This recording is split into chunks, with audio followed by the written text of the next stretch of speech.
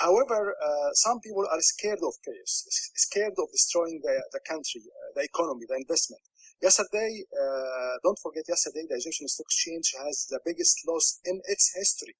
The Egyptian pound is at its lowest rate for 6 years. So there are some fears about the state of the economy, the state of the country, investments, and there are rumors that big tycoons who are connected to the ruling party are escaping or they are transferring millions of dollars outside the country because they are scared of what will happen. So people are scared on the future of the country, but in the meantime, overwhelming majority of our readers and contributors are supporting the demonstrations, are calling for Mubarak to leave. 30 years have been enough for him, as they say, and it's time to change after all this. And the biggest question that everyone is asking now on our side is, what is the situation? What is the position of the army? What the army is going to do? In Egypt, there is a big difference between how people looking at the army and how they look at police. Many people hate policemen. They see policemen as a tool of the regime to suppress them. But on the contrary, there is this degree of respect to the army. They expect the army will be beside the people. This is very similar to what happened in Tunisia. In Tunisia, people were against the police, but they trust the army and they expect the army will help them to get their rights. So the big question is the army is going to be with the people, help them to achieve what they want to achieve, or the army is going to be in the side of the president? This is a big question. Well, as you raise that question, I look up to the television screen in front of me here in the World Have You Say studio, and I see that military helicopters have now been deployed over Cairo. Let's go to Garda, who's on the line in Cairo. She's been out protesting today. Welcome to the programme, Garda. Tell us what you've been doing today and what you've seen. I took to the street with thousands of people in one of the poor areas near South Cairo, and there were thousands of people, women and men and children, and all of them, they had a single demand, is that Mubarak should go. And this slogan was the slogan which everybody was accepted, and everybody was unified around this slogan. It's interesting. There've been a lot of pictures, obviously beamed out from around Egypt today. There haven't been that many pictures of children in the crowds, but you say there were at your protest. Was it a violent protest, or was it quite calm? There was nothing to do with violence whatsoever. Although this area was a poor area, not a middle class area at all. It was a poor area, but people were acting in a very civilized way, very impressive. They are so intimate with each other and so polite with women, and it was unbelievable. You know what I mean? So it was incredibly peaceful and intimate, and there were unified slogans, and it was unbelievable. Were there many women out? Because a lot of the television pictures are showing mainly young men protesting. No, because in this area there were many women which were poor. They looked poor or lower middle class women, but they were very enthusiastic to the protests, and we walked for almost 4 hours, and they were with us. So the demonstration attracted so many women with their children. No, there were women. And how were the authorities responding? Sorry? How were the authorities responding to your protest? The authorities, because it was the organizers didn't announce, that there will be. So it was a surprise. You know what I mean. So there were no response from the authority until the demonstrators went to reached the 15th of May bridge. So they were the authorities which were throwing tear gas at the demonstrations. We heard from Ahmed earlier in the programme. He was saying that he's prepared to keep going out and protesting. Will you be going out again tomorrow? Yes, I will. And when will that end for you? I intend to join the protests until they manage to achieve this goal. And if it turns violent, are you fearful of that? I will try, of course, to protect myself like anybody. But the problem is that the police is the party which begins violence, not the people. The people respond. You know what I mean? But they do not. They never. I never saw that they begin any violent action. Garda, thank you so much for coming on World Have Your Say. Mohammed is sitting next to me in the studio, looking at a Facebook page there in Arabic. Some more comments coming in. Yeah, so one tweet relating to what your guest said earlier about the inability of the Central Police to control the riots.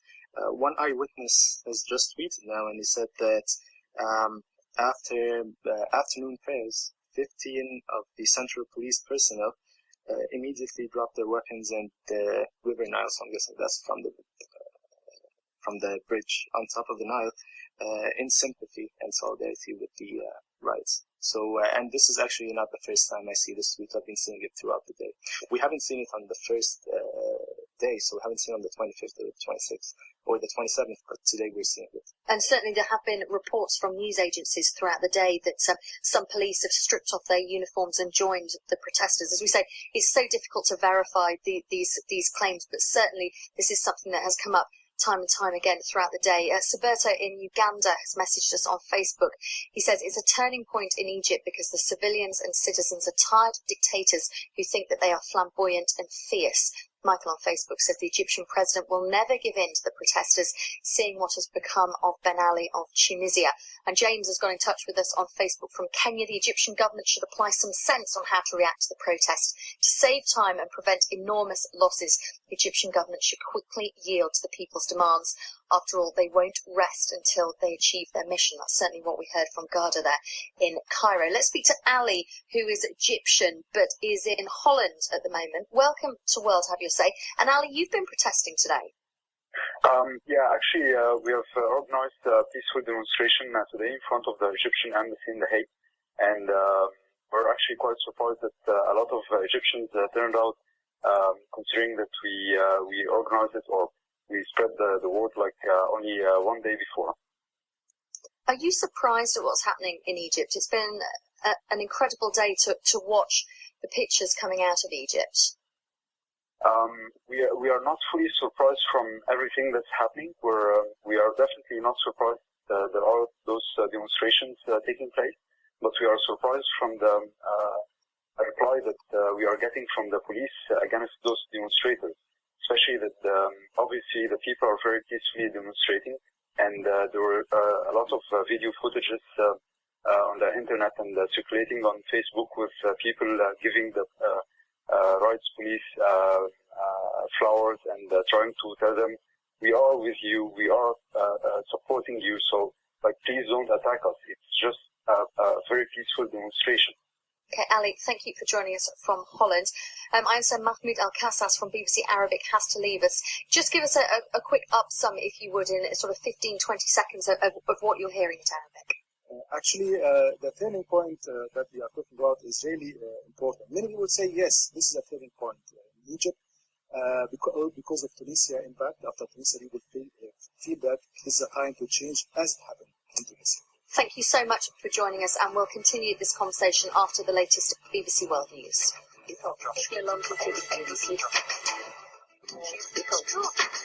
Hello, I'm Chloe Tilley. We're discussing the events in Egypt as tens of thousands of people remain on the streets defying a nighttime curfew. The ruling party's headquarters are on fire, and police have used tear gas and water cannon to disperse the crowds who responded by throwing stones. Mohammed is in Cairo and emailed us, the Egyptian media is treating this as a normal event and not a big deal. I've seen many officials speak of these events as if they don't represent the opinion of the Egyptian people. One of them even said, what's 80,000 people out of 80 million? They're obviously underestimating these events. Assam in Cairo has emailed to say, I'm a 22-year-old Egyptian who recently got a degree from a UK university. I booked a ticket late last night to travel to Cairo and participate with my people in the first and most realistic chance for change.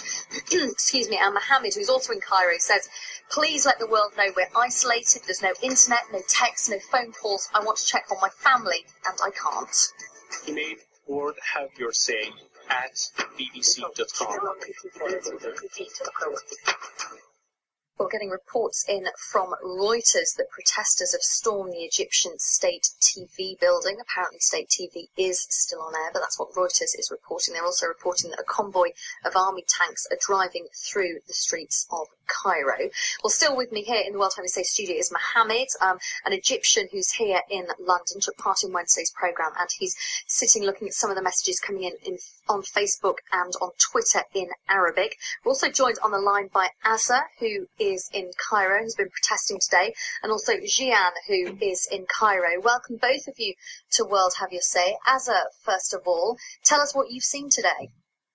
What we've seen today, we started demonstrating around 1 o'clock, and we were heading from Do'i towards the Galat Bridge, and we stayed there for more than an hour, facing lots and lots of tear gas bombs. And then the bridge was opened, and we managed to cross. And then when we reached the Australian Bridge, they started using bullets, and there were some injuries. We started running backwards towards the opera, and we had to separate at the point. Part of the protesters went to the side street, and we stayed there for another hour, and anyone who would attempt to go back to the roundabout in front of the opera, they were shot, mainly shot in the foot and the face. I saw around 4 cases on the bridge and 12 cases next to the opera house. So you're saying that you saw people shot dead in front of you? Yes, and their friends or whoever around them were carrying them, trying to help them. They went to a hospital that was semi-closed. There were no doctors at all. And then we found in the street some volunteer doctors that were walking around to offer their help. People were trying to bring their cars from the club nearby to take the injured people to anywhere where they can help them. And then later on an ambulance came, but by that time the number of injured people were a lot. And we left. We had to run backward. I didn't stay in the street afterwards because they were starting to run after us in the street. So I don't know what happened to the injured people. At the moment, they were at the hospital. And one of the interesting comments in the morning, when anybody was facing a problem, they were scared to go to the ambulance because there were news that what happened on Tuesday, that the police will take anybody who's injured at the hospital. It's a lot to take in. Yeah, you breathe a deep sigh. Were you surprised by seeing these kind of events on the streets of your city where you live? Yes, surprised and not surprised. I was surprised because it was an extremely peaceful march. Everybody was just walking, carrying nothing but just an ID and some money, and we had nothing absolutely in hand. And the minute we approached the roundabout where the Cairo Sheraton and the Galat Bridge is, they started throwing a hell of a lot of bombs at all of us, and it was too much for everybody, too much. And I'm not surprised because I know at the moment it's a matter of be or not to be for the government, so they would sacrifice the people or anything.